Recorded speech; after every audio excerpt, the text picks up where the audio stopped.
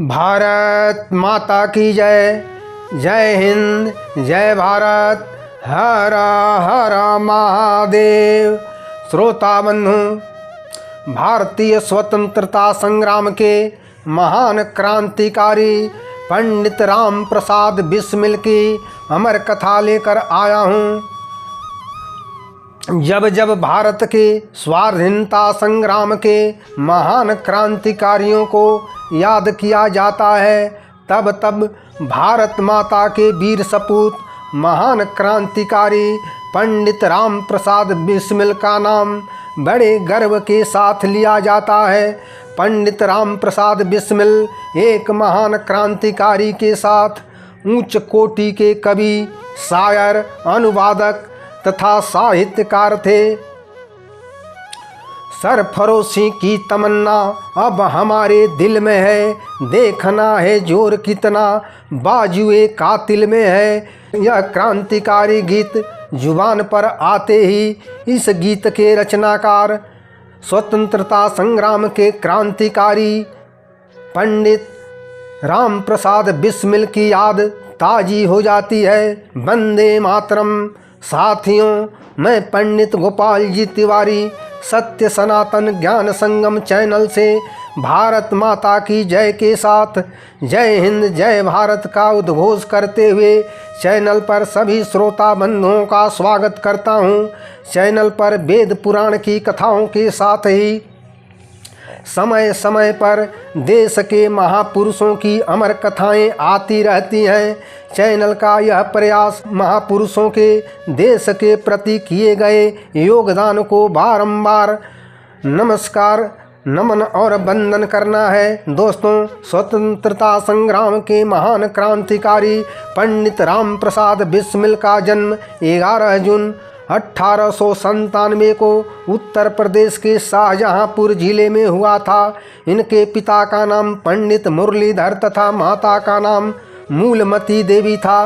राम प्रसाद बिस्मिल ने अपनी प्रारंभिक शिक्षा एक स्थानीय स्कूल से प्राप्त की। ये कक्षा में हमेशा प्रथम श्रेणी में उत्तीर्ण होते थे। इनके पिता कचहरी में स्टैंप बेचने का काम करते थे। राम प्रसाद बिस्मिल अंग्रेजी पढ़ने के लिए मिशन स्कूल में दाखिला लिए।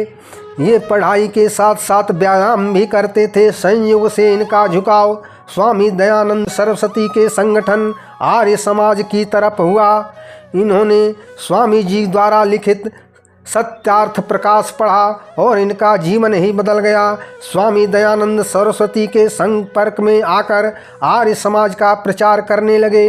दिसंबर 1916 में लखनऊ में कांग्रेस का राष्ट्रीय अधिवेशन हुआ, जिसमें नरम दल और गरम दल के नेता एक मंच पर आए थे। जुआ राम प्रकाश बिस्मिल भी उस अधिवेशन में पहुँचे। वे लोकमान्य बाल गंगाधर राव तिलक से बहुत प्रभावित हुए।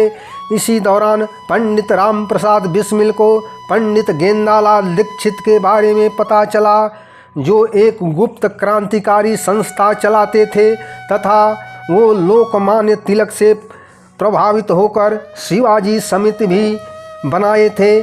पंडित दीक्षित औरैया के स्कूल में अध्यापक थे। दीक्षित जी संयुक्त प्रांत के अनेक जिलों में पढ़े लिखे युवकों को एकत्रित करके अंग्रेजों के विरुद्ध क्रांति का बिगुल बजाना चाहते थे।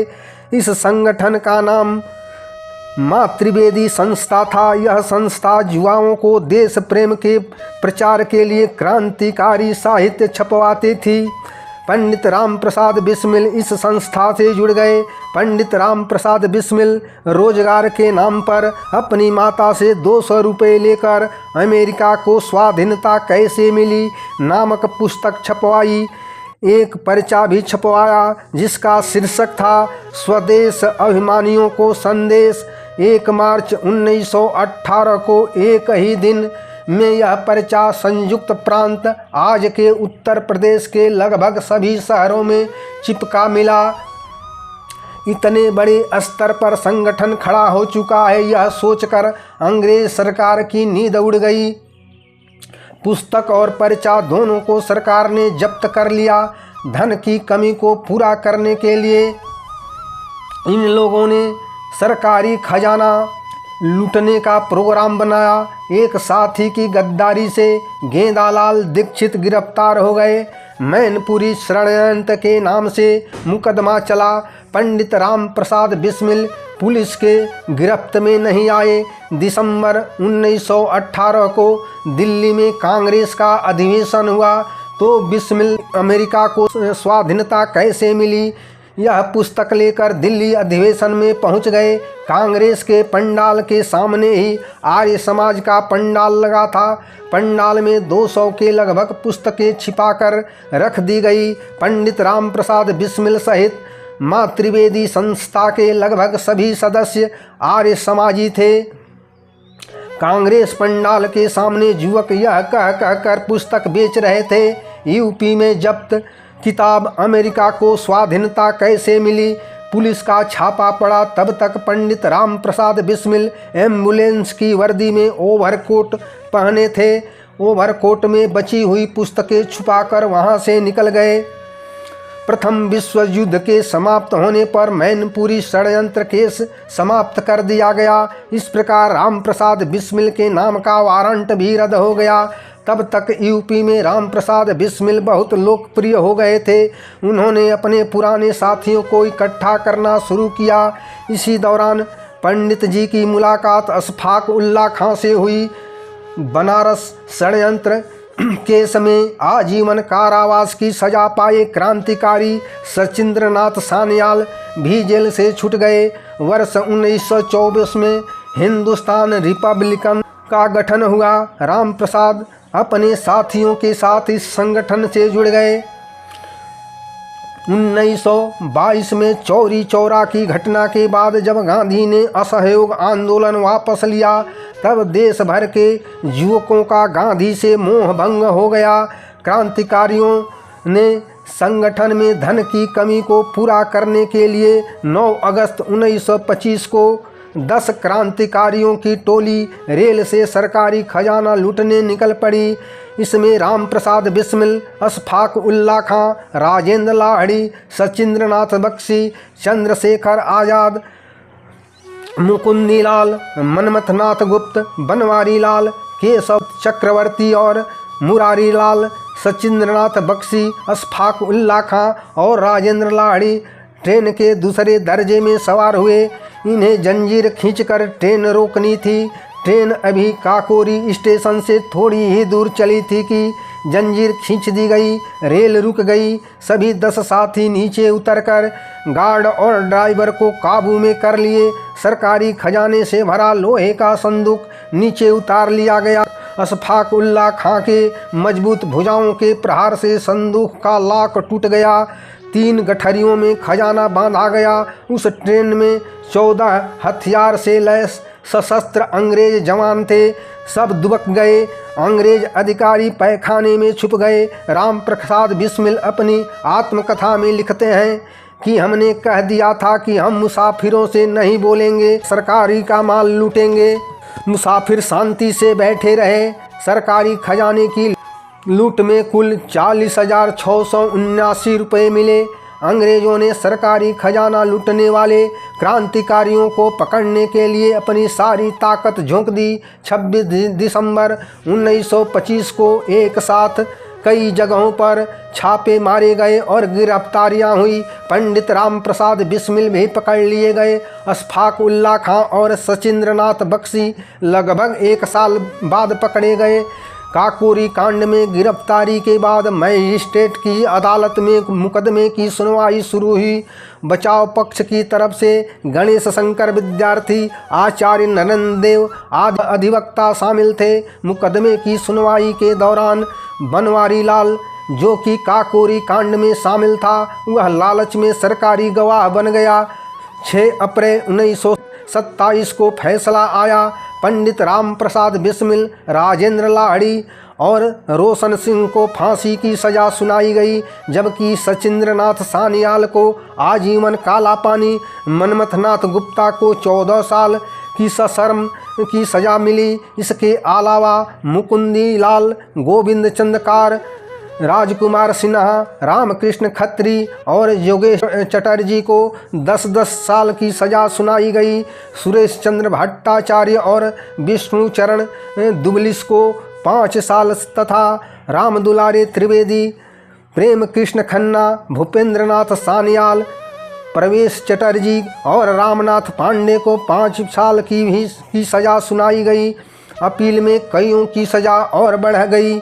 मुकुंदी लाल, गोविंद चंद्रकार और गणेश चंद्र चटर्जी की सज़ा और बढ़ाकर आजीवन कारावास काला पानी की सज़ा कर दी गई। सुरेश चंद्र भट्टाचार्य और विष्णुचरण दुबलिस की सज़ा 7 साल से बढ़ाकर 10 साल कर दी गई।